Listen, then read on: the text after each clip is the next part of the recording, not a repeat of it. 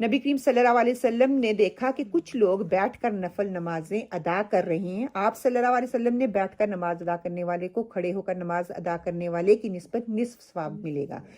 جب نبی کریم صلی اللہ علیہ وسلم کی عمر زیادہ ہو گئی اور جسم بھاری ہو گیا تو آپ صلی اللہ علیہ وسلم جائے نماز کے قریب ایک ستون تیار کرایا جس پر آپ نماز کے دوران ٹیک لگاتے تھے. نبی کریم صلی اللہ علیہ وسلم رات کا بڑا حصہ کھڑے ہو کر نوافل ادا کرتے تھے اور کبھی بیٹھ کر. جب قرات کھڑے ہو کر فرماتے تو رکوع بھی فرما لیتے. اور کبھی آپ صلی اللہ علیہ وسلم کو قرات فرماتے جب قرات سے 30 یا 40 آیات باقی ہوتی تو آپ صلی اللہ علیہ وسلم کھڑے ہو کر ان کی تلاوت فرماتے. پھر حالت قیام سے رکوع میں چلے جاتے اور دوسری رکعت بھی آپ صلی اللہ علیہ وسلم کا یہی معمول ہوتا.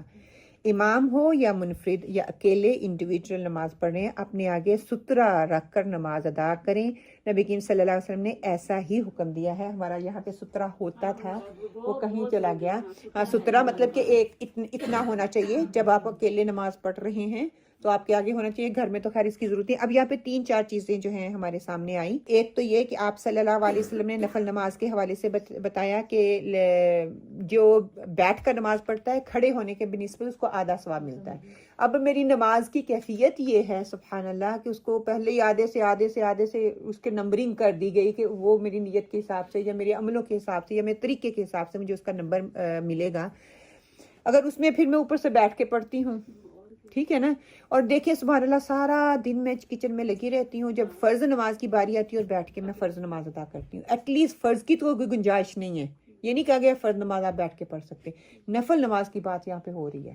فرض آپ نے کھڑے ہو کے کرنا حتی الامکان انلیس وہ 3 پوزیشنیں ہیں آپ کسی وجہ سے کوئی مجبوری پیچھے آ جائے گی اس کے لیے شرط ہے کوئی ایسی آ جائے گی تو آپ نے پھر بیٹھ کے یا لیٹ کے یا کھڑے ہو کے پڑھنی ہے تینوں میں سے. لیکن نفلی نماز جو ہے اس کو آپ نے ایسے ہی پڑھنا ہے. اب یہاں پہ انہوں نے جو ریفرنس دیے ہوئے ہیں نیچے وہ بھی یہی دیے ہیں وقوموا للہ قانتین. وہ جو میں کھڑے ہو کر بادب طریقے سے کھڑے ہو کر نماز پڑھنے کے لیے قیام کا جو بتایا تھا. پھر کیا ہے کہ سترہ دیوار ستون یا کوئی اور چیز بھی ہو سکتی ہے. جماعت کی صورت میں امام مقتدیوں کے لیے سترہ ہوگا لہٰذا امام کے سامنے سترے کا ہونا ضروری ہے اور وہی سترہ مقتدیوں کے لیے بھی کافی ہو جائے گا. اب یہاں پہ پھر آگے انہوں نے بحث کی ہوئی اور ساری یہ ریفرنس نیچے حدیثوں کے صحیح مسلم اور صحیح بخاری کی ہی ساری حدیثیں جو ہیں یہاں پہ انہوں نے بیان کی ہوئی ہیں. نماز کو پڑھتے وقت جب ہم اس کے اندر تلاوہ کر رہے ہوتے ہیں تو اس میں کیا ہے آپ صلی اللہ علیہ وسلم کا ہمیں ملتا ہے کہ آپ صلی اللہ آج کل وہ جو چونکیاں اور وہ چیزیں نکل آئی نا اس چیز کو بھی بہت یا تو آپ بالکل ایسے سمپل چیئر پہ بیٹھ کے نماز پڑھیں اس کی ضرورت. اگر آپ کو واقعی اٹھنے بیٹھنے میں کوئی مشقت ہو رہی ہے تو ساتھ ایسے کوئی چیز ایسی ہو جس سے آپ سہارا لے کے اٹھ سکیں وہ کریں. مطلب یہ والا طریقہ تو ہے ہی نہیں نا کہ آپ ادھر بیٹھ کے تو پھر اس کے اوپر سجدہ کریں. سجدہ زمین پہ ہی ہے. بس یہ بات اپنی کلیئر کر لیں. جو بھی آپ کی امیاں دادیاں اور بزرگ لوگ پڑھ رہے ہیں نا ان کو بتا دیں کہ نماز ایسے نہیں ہو رہی. یا تو صرف ایکشن بتایا گیا ہے کہ ایکشن کے ساتھ کرنا ہے. کیا اس وقت آپ صلی اللہ علیہ وسلم اس طرح نہیں کرسی بنوا سکتے تھے؟ باقی ساری چیزیں دستیاب تھی یہ نہیں کر سکتے تھے؟ آج نئے نئے ماڈرن اور میں تو دیکھ کے حیران ہو گئی ہوں عجیب عجیب قسم کی انہوں نے اوپر جان نمازیں لگا کے اور اتنے خوبصورت اور بہترین طریقے سے بنائے ہوئے اور اس کام کو کتنے شیطان نے خوبصورت بنا کے ان کے سامنے رکھ دیا ہے. اگر آپ نہیں کھڑے ہو سکتے آپ کو چیئر چاہیے تو نارمل چیئر پہ نارمل بیڈ پہ بیٹھ کے آپ نماز پڑھ لیں. اللہ خیر صلاح آپ کی نماز ہو جائے گی. ہمیں تسلی نہیں ہوتی.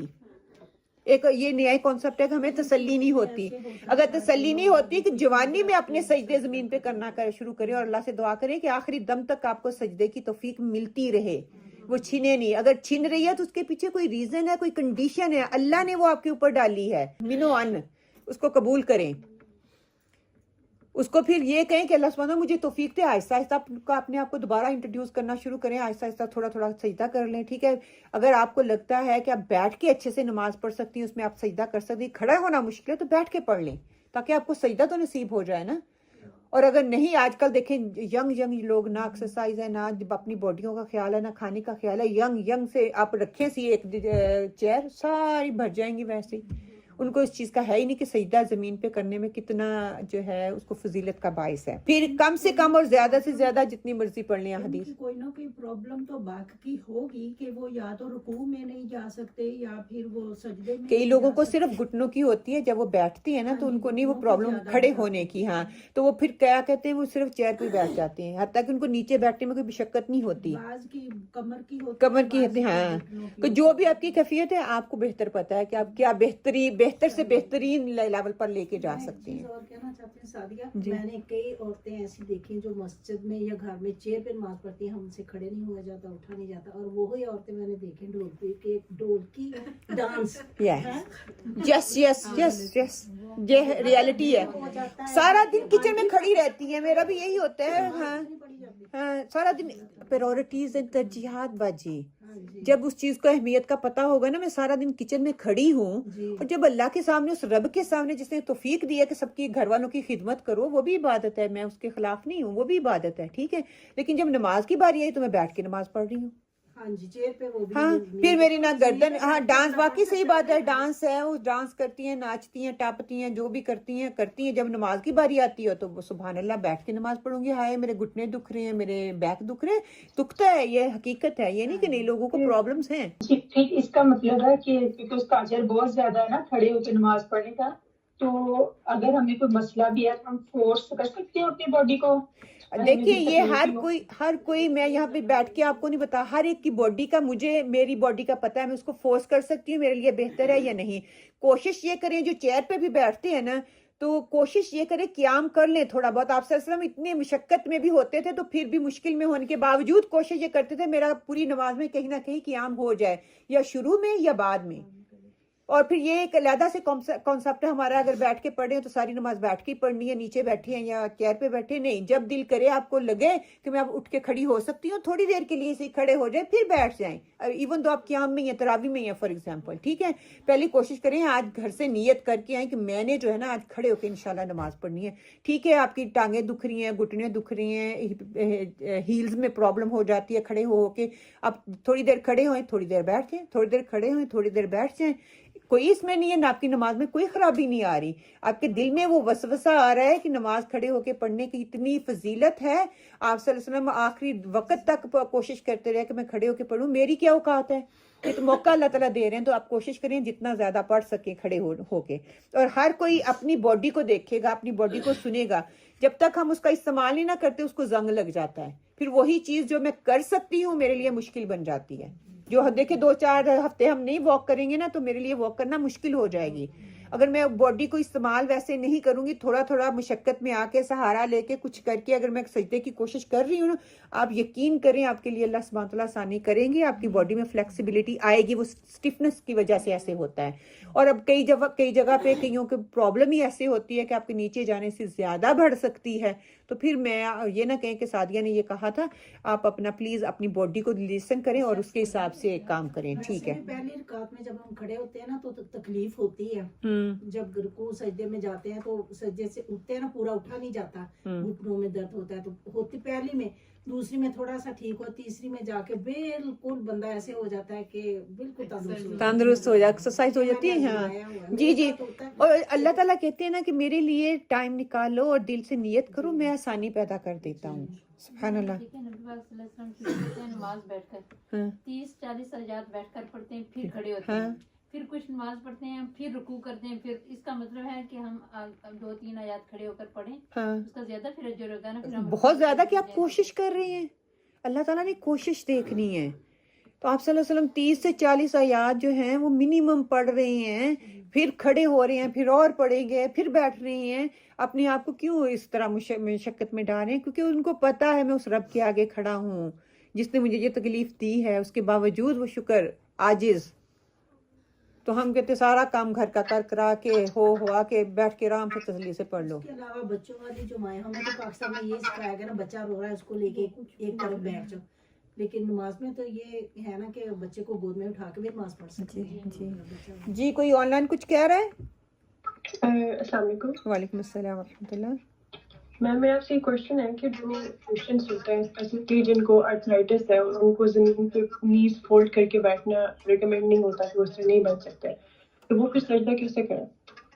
وہ سجدہ پھر ہوا میں کرے گا, وہ اشاروں سے ہی کرے گا, وہ پھر اس پہ نہیں کرے گا, وہ پھر اشارے سے ہی کرے گا.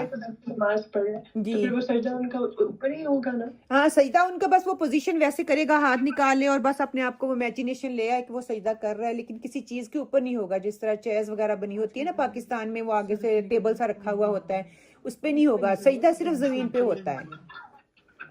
ٹھیک ہے, تھینک یو. ویلکم. اوکے تکبیر اولا قبلے کی جانب منہ کر کے اللہ اکبر کہتے ہوئے رفع یدین کریں، یعنی دونوں ہاتھ کندھوں تک اٹھائیں۔ سیدنا عبداللہ بن عمر رضی اللہ تعالیٰ فرماتے ہیں میں نے نبی کریم صلی اللہ علیہ وآلہ وسلم کو دیکھا کہ آپ نے نماز کی پہلی تکبیر کہی اور اپنے دونوں ہاتھ کندھوں تک اٹھائے، ٹھیک ہے، اپنے دونوں ہاتھ سیدھے اور کندھوں تک اٹھائے۔ ہاتھ اٹھاتے وقت انگلیاں نارمل طریقے پر کھلی رکھیں، انگلیوں کے درمیان زیادہ فاصلہ کریں اور نہ انگلیاں ملائیں، مطلب بالکل نیچرل پوزیشن ہونی چاہیے اور سیدھی ہونی چاہیے، ایسے ایسے ایسے ایسے نہیں، ہم کئی دفعہ ایسے کرتے ہیں کہ ایسے، بالکل سیدھی کریں، نیچرل پوزیشن جو ہے، نہ تو ایسے کھولیں نہ ایسے، ٹھیک ہے۔ رسول صلی اللہ علیہ وآلہ وسلم دونوں ہاتھ کندھوں تک اٹھاتے، نبی کریم صلی اللہ علیہ وسلم کبھی کبھی ہاتھ کانوں تک بھی بلند کر لیتے تھے، ٹھیک ہے۔ اب یہاں پہ یہ نہیں کہا مرد کر سکتے ہیں عورتیں نہیں کر سکتی، دل کر رہا تو یہاں تک بھی کر لیں، کوئی حرج نہیں ہے۔ آپ صلی اللہ علیہ وسلم کی جو سنت ہمیں نظر آ رہی ہے اس پہ عمل کریں۔ شیخ البانی رحمۃ اللہ علیہ فرماتے ہیں کہ رفع یدین کرتے وقت ہاتھوں سے کانوں کو چھونے کی کوئی دلیل نہیں ملتی۔ آپ نے کئیوں کو دیکھا ہوگا وہ ایسے کرتے ہیں، نہیں ایسے بھی کرتے ہیں، ہاں کئی ایسے بھی کرتے ہیں، کوئی ایسے بھی پکڑتے ہیں۔ ان کا چھونا بدعت ہے یا وسوسہ ہے؟ مسنون طریقہ ہتھیلیاں کندھوں یا کانوں تک اٹھانے کا ہے۔ ہاتھ اٹھانے کے مقام میں مرد اور عورت دونوں برابر ہیں۔ دیر وی گو۔ ایسی کوئی صحیح حدیث موجود نہیں ہے جس میں یہ تفریق ہو کہ مرد کانوں تک اور عورتیں کندھوں تک ہاتھ اٹھائیں اور پردے کا خیال رکھیں۔ لیکن آج کل تو بالکل مرد کچھ عورتوں کے سامنے نماز پڑھنے کہتے ہیں آپ نے نہیں صحیح پڑھی، آپ مردوں والا سٹائل کرتے ہیں۔ تو پھر کیا ہمیں سیکھنے، علم لینے کی ضرورت ہے، علم سیکھنے کی ضرورت ہے۔ بالکل میں کھڑی ہو کے کسی کو نہیں کہہ سکتی کہ آپ کی نماز نہیں ہوئی، یہ نہیں ہے، پلیز یہ نہ کہیں کہ اس نے جو ایکشن نماز کو انویلڈ نہیں کر رہے ان پہ نہیں ہم کہہ سکتے کہ آپ کی نماز نہیں ہوئی۔ یہ جو سارے ایکشن ہمیں بتائے جا رہے ہیں یہ سنت کے ایکشن ہیں، اور آپ ہمیں کہا گیا کہ قیام کرنا ہے، ٹھیک ہے، اس کا طریقہ آپ صلی اللہ علیہ وسلم نے بتایا ہے۔ اب اللہ اکبر کر لیا، اب جو کھڑے ہونے کی پوزیشن ہے وہ بھی انشاءاللہ تعالی میں آپ کو ساری بتا دوں گی، دل تھوڑے کھل جائیں گے کہ آپ دوسروں کے لیے گنجائش رکھیں کیا ہے۔ سینے پر ہاتھ باندھنا، پھر دایاں ہاتھ بائیں ہاتھ پر رکھ کر سینے پر باندھ لیں، دایاں ہاتھ بائیں ہاتھ۔ اب یہ کہ میں نے اللہ اکبر کر لیا، اللہ اکبر پوزیشن یہ میرے لیے کمفرٹیبل پوزیشن ہے، ٹھیک ہے، میں ایسے کروں گی میرے لیے انکمفرٹیبل ہے تھوڑی، ٹھیک ہے، ہر کسی کی اپنی، اگر چھوٹا بندہ ہے شاید اس کے لیے یہاں تک لے کے جانا ایزی ہو، جو لمبا بندہ ہے لمبے ہاتھ والا ہے وہ یہاں پہ زیادہ کمفرٹیبل۔ آپ اپنی حیت کی بات کی تھی نا، خاشے، اب میں خاشے یہاں پہ ہو سکتی ہوں اور کوئی چھوٹے قد والا شاید ایسے کرے، اس کے لیے یہ چیز زیادہ کمفرٹیبل ہو، ٹھیک ہے۔ اب ہاتھ باندھنے کی بات آئی ہے تو ہاتھ یہ اور یہ، اب یہاں سے لے کے یہاں تک میرے اب بازو لمبے ہیں اور میں جماعت میں فار ایگزامپل کھڑی ہوں، ٹھیک ہے، اب میں ایسے پکڑ کے کھڑی ہوں اور ایسے پکڑنا ہے میں نے، 3 انگلیاں میری یہ ایلبو کی طرف جائیں گی اور 2 انگلیوں کو میں نے ایسے اس کا وہ بنانا ہے، ٹھیک ہے، پکڑنا ہے ایسے، میری رسٹ کو ایسے پکڑنا ہے۔ اب میں نے لوگوں کو دیکھا کوئی ایسے ایسے ایسے کھڑے ہوئے ہیں، ٹھیک ہے، کوئی ایسے کھڑا ہوا ہے، کوئی ایسے کھڑا ہوا ہے۔ اب میرا اتنا بڑا پیٹ ہے اور میں ایسے کھڑا ہوں، یہ خاشے ہے؟ وہ تو بیچارے کو اکھا کر کے میں نے کھڑا کیا ہوا ہے نا، ٹھیک ہے، اگر میں ایسے خاشے ایسے کھڑی ہوئی ہوں تو آپ کو میں خاشے لگ رہی ہوں، میری نماز میں آپ کو لگ رہا ہے میں خشوع ہو کے کھڑی ہوئی ہوں، میں ایسے کھڑی ہوں اپنے آپ کو کمفرٹیبل پوزیشن میں رکھ کے کھڑے ہو کے ایسے میں کھڑی ہوں تو لگ رہا ہے کہ ہاں یہ کچھ کر رہی ہے بندی، اپنی پوزیشن کو دیکھیں۔ ہاں یہ علیحدہ بات ہے، یہ میری چیز ابری ہوئی ہے، اگر اب مردوں کے پیچھے میں نے نماز پڑھنی کوئی ایسی جگہ ہے جہاں پہ مرد بھی پڑھ رہی ہیں اور عورت بھی پڑھ رہی ہے، پھر یہ ہو سکتا ہے کہ آپ تھوڑا اوپر کر لیں تاکہ آپ کی چیز ابھرے نہیں اور دوسروں کے لیے فتنے کا باعث نہ بنے۔ حکم نہیں ہے لیکن کیا اپنی سیفٹی کے لیے، ٹو اوائڈ وہ فتنہ جو نظر آپ پہ پڑے گی، باقی چیز یہی ہے۔ آپ نے یہ کر لیا، ہاتھ رکھ لیا، ٹھیک ہے۔ سیدنا وائل بن حجر رضی اللہ تعالیٰ رسول صلی اللہ علیہ وسلم کی نماز کا طریقہ بیان کرتے ہوئے فرماتے ہیں کہ آپ نے دایاں ہاتھ بائیں ہاتھ کی ہتھیلی کی پشت اس کے جوڑ اور کلائی پر رکھا۔ ہمیں بھی دایاں ہاتھ بائیں ہاتھ پر اس طرح رکھنا چاہیے کہ دایاں ہاتھ بائیں ہاتھ کی ہتھیلی کی پشت جوڑ اور کلائی پر آ جائے اور دونوں کو سینے پر باندھا جائے تاکہ تمام روایات پر عمل ہو سکے، ٹھیک ہے۔ اب یہاں پہ نہ تو یہاں پہ اور نہ ہی نیچے، مڈل میں کر لو، نہ اوپر نہ نیچے، سینہ یہ جہاں پہ آپ کی پوزیشن، اب میں یہاں پہ کھڑی ہوں گی کہ میں یہ خاشے والی پوزیشن نہیں ہے نا، آپ کی اپنی باڈی پہ ہے، آپ کی اپنی باڈی پہ جہاں پہ آپ کے لیے کمفرٹیبل فیل ہوتا ہے. اور میں اب یہاں پہ ایسے کھڑی ہوں نا تو میرے موڈے بھی اٹھے ہوئے ہیں اور میں I'm not comfortable at all. I'm not enjoying the نماز جو کھڑے ہو کے کرنی چاہیے, جو میری خاشع پوزیشن ہونی چاہیے. ہر کسی کی باڈی اور اس کی ساخت اور حیت پہ ڈیپینڈ کرے گا میں نے کیسے کرنا ہے. طریقہ بتا دیا گیا, بس ایسے پکڑنا ہے, ایسے پکڑنا اور میں نے یہ رکھنا ہے. ٹھیک ہے. اب ہو سکتا ہے کسی کو یہاں پہ ہو, میرے سے بھی لمبے اس کے ہاتھ ہوں, وہ یہاں پہ اس کے نہیں آ سکتے, تو یہ چیز اس کی اٹھی ہوئی ہے, کمفرٹیبل نہیں ہوگی اب لمبے دیر کے لیے اپنے قیام کرنا ہے. تو یہ ساری آپ کی حیت پہ ڈیپینڈ کرتا ہے, آپ کی سچویشن پہ. بندہ چھوٹا ہے وہ تو ایسے ہی کر سکتا ہے. ہاں ہاں, چھوٹا بندہ بے شک ایسے کر لے, ایسے اور ایسے پکڑ لے. ہاں ہاں, لیکن یہ پکڑنا جو ہے اصلی کو پشت کے اوپر رکھنا ہے نا, پشت کے اوپر رکھے. یہ دیکھیں ہتھیلی کی پشت جوڑ اور کلائی پر آ جائے اور دونوں کو سینے پر باندھا جائے تاکہ روایات پر عمل ہو سکے. یہ دیکھیں پہلے دایاں ہاتھ بائیں ہاتھ کے کو سینے کے اوپر اس کو باندھیں. پھر سیدنا خلبطائی رضی اللہ تعالیٰ فرماتے ہیں میں نے رسول صلی اللہ علیہ وسلم کو سینے پر ہاتھ رکھے ہوئے دیکھا. سیدنا وائل بن حجر کہتے ہیں کہ میں نے ان کو یہ کرتے ہوئے دیکھ. سہل بن سعد رضی اللہ عنہ روایت ہے رسول صلی اللہ علیہ وسلم کی طرف سے یہ حکم دیا جاتا تھا کہ نماز میں دایاں ہاتھ بائیں کلائی پر رکھا جائے. دایاں ہاتھ بائیں کلائی پہ رکھا جائے, ہاتھ پہ نہیں. آپ اسپیشل حکم دیتے تھے. تو ہم کئی دفعہ ایسی, اگر ہاتھ بھی پکڑنا ہے نا یہاں سے لے کے یہاں تک ہے تو یہ پوری کلائی ہی, کلائی کا حصہ ہی ہے, یہاں سے لے کے یہاں تک. اب یہاں سے بھی پکڑوں گی تو میں اس کو ایسے پکڑوں گی, پھر میں ایسے نہیں رکھوں گی. پکڑنا اب شرط ہے. ٹھیک ہے. رہی سیدنا علی رضی اللہ تعالیٰ کی طرف منسوب یہ روایت کے سنت یہ کہ ہتھیلی کو ہتھیلی پر ناف زیر ناف رکھا جائے, تو اسے امام بہقی اور حافظ بن حجر رضی اللہ تعالیٰ نے ضعیف قرار دیا, اور امام نووی رحمۃ اللہ علیہ بھی اس کو ضعیف پر سب جو علماء ہیں ان سب کا اتفاق ہے یہ حدیث جو ہے ضعیف ہے. اب جو ناف کے نیچے والی تو بات ہی گئی, اب یہ دو چیزیں رہ گئی ہیں. جہاں پہ جو کمفرٹیبل ہے وہ پوزیشن اختیار کر لے. ہتھیلی کو آپ اگر پکڑنا چاہتے ہیں نا تو ایسے کر کے یہ والی چیز اختیار کریں گے. وہ بھی انہوں نے ضعیف کہا ہے, جو ہتھیلی والی نہیں, ناف والی. ہتھیلی کو ہتھیلی پر زیر ناف مطلب کہ ایسے ہتھیلی کو ہتھیلی پر, اس کا کیا مطلب؟ ہاں یہ دیکھیں نا ہتھیلی کو ہتھیلی. اب میں اتنا موٹا جسم اور اس کو لے کے آؤں گی تو اب ایسے تو نہیں نا میں پکڑوں گی, جب بھی تو نہیں نا ڈالوں گی, میں ایسے ہی پکڑوں گی, بڑی مشکل سے پہنچوں گی. ہتھیلی پہ ہتھیلی آئے گی, ہاں پہنچی گئی ہوئی نہیں پہنچے گی. اور پھر اس پوزیشن بندے کو دیکھیے سبحان اللہ کیسی مطلب گندی سی دیکھنے میں سوچنے میں بھی آ رہی ہے نا, تو اس کو انہوں نے کہا ہے اور زیادہ بیچارہ واضح ہو جائے گا. یہی ہے نا. تو کیا ہے کہ آپ نے کیا کرنا ہے, اب دوبارہ سن لیں. سیدنا وائل بن حجر رضی اللہ تعالیٰ کا فرماتے ہیں کہ نماز کا طریقہ بیان کرتے ہوئے فرمایا کرتے تھے آپ نے دایاں ہاتھ بائیں ہاتھ کی ہتھیلی کی پشت اور اس کے جوڑ اور کلائی پر رکھنا ہے. کلائی اور جوڑ. اب یہ بھی لے سکتے ہیں, یہ بھی لے سکتے ہیں, یہ بھی لے سکتے ہیں. آپ کی اس پہ ڈیپینڈ ہے بازو کتنے ہیں. یہ ساری کی ساری کلائی ہے.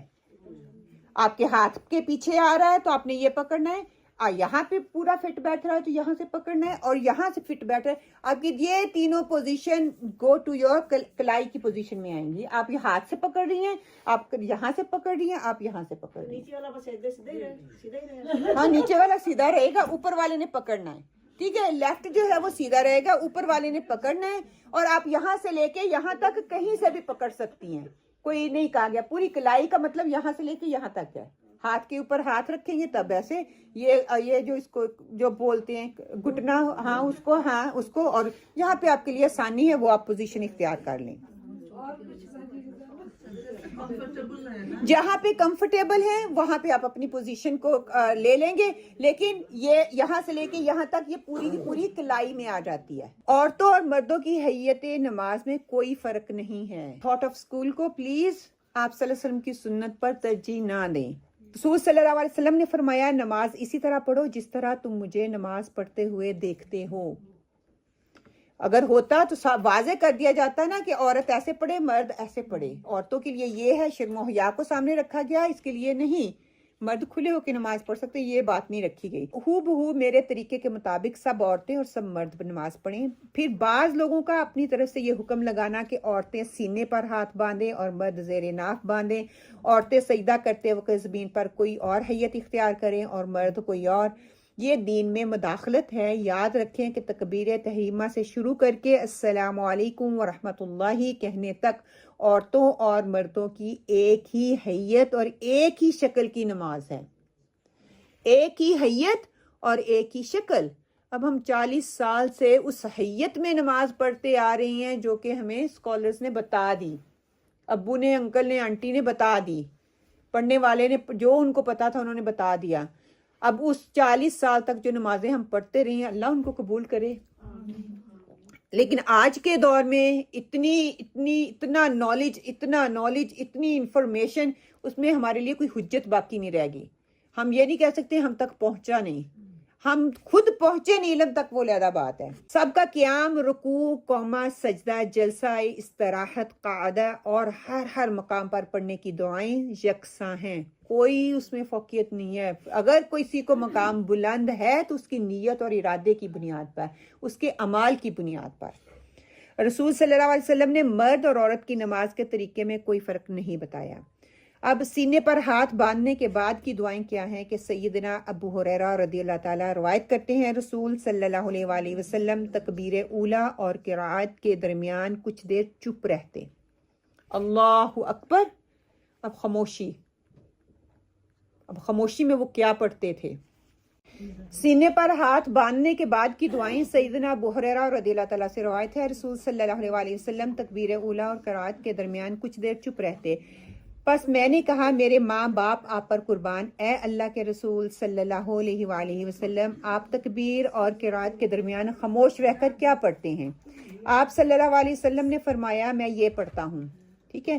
اللہم بعید بینی و بین خطایای کما بعدت بین المشرق والمغرب اللہم نقنی من الخطایا کما ینقی الثوب الابیض من الدنس اللہم اغسل خطایای بالماء والثلج والبرد. میں یہ پڑھوں گی، آپ میرے پیچھے پڑھیں، ٹھیک ہے، تاکہ تھوڑی سی آپ کی روانی آ جائے. دعا اتنی خوبصورت دعا ہے نا، ہم لوگوں کو جو ایک ہی دعا رٹا لگائی ہوئی ہے تو وہی ہم پڑھتے ہیں. تو اگر باقی بھی دعائیں پڑھیں گے تو اس سے نماز میں بہت بہتری آئے گی. اللہم باعد بینی و بین خطایای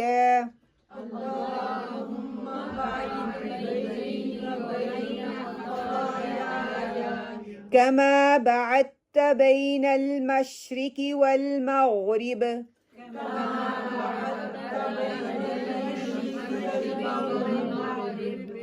اللہم نقنی من الخطایا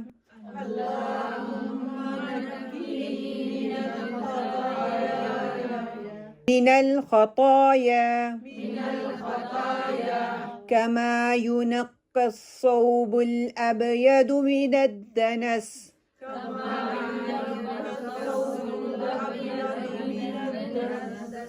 من الدنس اللهم اغسل خطاياي بالماء والثلج والبرد اللهم اغسل خطاياي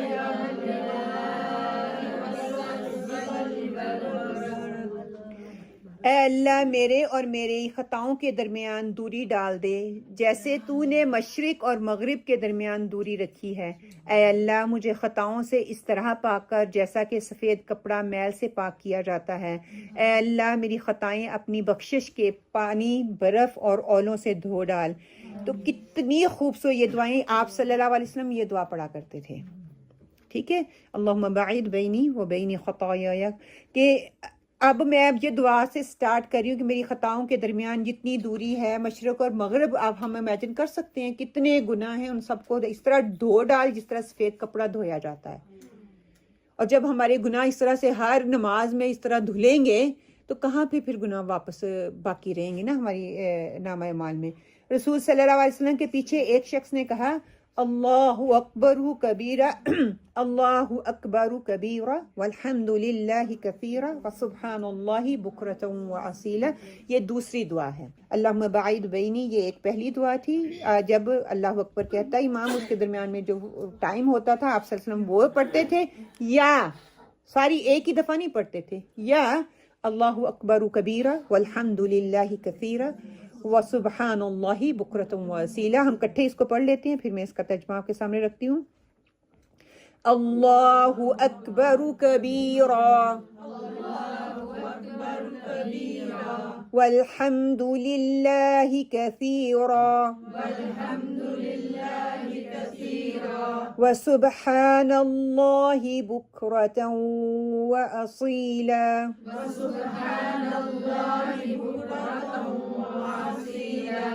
اللہ سب سے بڑا ہے, بہت بڑا ہے, ساری تعریف اسی کی ہے اور وہ ہر عیب سے پاک ہے. صبح اور شام ہم اسی کی پاکی بیان کرتے ہیں. سبحان اللہ, یہ کتنی خوبصورت دعا ہے. اور سنیں, یہ سن کر رسول صلی اللہ علیہ وسلم نے فرمایا اس شخص کے لیے آسمان کے دروازے کھول دیے گئے جس نے یہ پڑھی. اس نے اتنی اونچی نہیں پڑھی تھی, اس نے دل میں ہی پڑھی تھی, لیکن آپ صلی اللہ علیہ وسلم کو دکھا دیا گیا. آپ صلی اللہ علیہ وسلم نے کہا کس نے یہ دعا پڑھی ہے کہ اس کے لیے میں نے دیکھا کہ اس کے لیے کیا ہے, آسمان کے دروازے کھول دیے گئے ہیں. سیدنا ابن عمر رضی اللہ تعالیٰ نے فرمایا جب سے میں نے رسول صلی اللہ علیہ وسلم سے یہ بات سنی ہے میں نے ان کلمات کو کبھی نہیں چھوڑا. کیا ہے, ہم عام پڑھتے ہیں اللہ اکبر کبیرہ والحمد للہ کثیرا وسبحان اللہ بکرۃ واسیلا. پھر آگے یہ والی دعا الحمدللہ ہم سب کو آتی ہے, پڑھیں.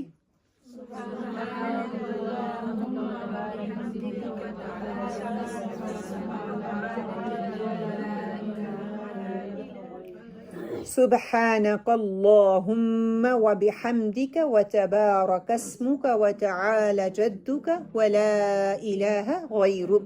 اے اللہ تو پاک ہے اور ہم تیری تعریف کے ساتھ تیری پاکی بیان کرتے ہیں. تیرا نام بڑا ہی بابرکت ہے, تیری بزرگی بلند ہے اور تیرے سوا کوئی معبود نہیں ہے. بچپن سے یہی پڑھتے آ رہے ہیں اور یہی سکھایا گیا ہے. ٹھیک ہے, تو یہ بھی آپ صلی اللہ علیہ وسلم کی سنت ہے. جس کو یہ آتی ہے ٹھیک ہے, لیکن اپنی نمازوں کو بہتر کرنے کے لیے, میری نمازوں میں خاشع اور قانتین ہونے کے لیے نمازوں میں ڈیفرنٹ سوروں کو پڑھیں تاکہ وہ نماز صرف وہ عادت نہ رہے بلکہ عبادت بنے. ٹھیک ہے, جب بھی کوئی چیز بار بار کی جاتی ہے وہ عادت بن جاتی ہے. وہی صورتیں بار بار پڑھیں گے تو وہ عادتاً ہوگی. اس کے معنی, اس کا کیا اللہ سبحانہ وتعالیٰ بات کر رہے ہیں, وہ کوئی مطلب وہ میں ایک عادت بن گئی نا, ویسی پڑھتی جا رہی ہوں. جب میں اس کو اپنی عبادت سمجھ کے کروں گی تو میں ہر نماز میں ڈیفرنٹ پڑھوں گی, ڈفرینٹ آیت ہوگی, ڈفرینٹ سورہ ہوگی, اس کو میں پڑھوں گی تو اس میں ورائٹی آئے گی کیونکہ وہ میری عادت نہیں ہوگی. تھوڑا میں فوکس ہو کے پڑھوں گی, پھر فٹافٹ جلدی نہیں پڑھوں گی. اور 2 دن اکٹھے جیسے اللہ اکبر بھی پڑھ لے, سبحانک اللہ. ہاں پڑھ سکتے ہیں اگر آپ کے پاس ٹائم ہے. اس کے لیے 2-3 پوائنٹس ہیں, وہ انشاءاللہ تعالیٰ اینڈ پہ جب ہم پریکٹیکلی کریں گے میں اس میں ساری چیزیں کلیئر کر دوں گی. پھر نہ ہوئی پھر آپ کوسچن کر لیجئے گا. ٹھیک ہے انشاءاللہ. آگے اگلی دعا جو ہے جو آپ صلی اللہ علیہ وسلم پڑھا کرتے تھے, اعوذ باللہ السمیع العلیم من الشیطان الرجیم من حمزہ ونفخہ ونفثہ. ٹھیک ہے, میں پڑھتی ہوں اور آپ میرے پیچھے اس کو پڑھیں پلیز. اعوذ باللہ السمیع العلیم من الشیطان الرجیم من حمزہ ونفخہ ونفثہ. کیا اس کا مطلب ہے میں اللہ کی پناہ مانگتی ہوں یا مانگتا ہوں جو ہر آواز سے سننے والا اور ہر چیز کو جاننے والا ہے, مردود شیطان کے شر سے, اس کے سوا, اس کے وسوسے سے, اس کے تکبر سے اور اس کی پھونکوں یعنی کہ جادو سے. تو کیا ہے جب میں پڑھتی ہوں من حمزہ ونفخہ ونفثہ, پھر اپنے سینے پہ پھونک ماریں, پھر نماز کا آغاز کریں. ہم یہ دعا نہیں نہ پڑھتے اعوذ باللہ من الشیطان الرجیم.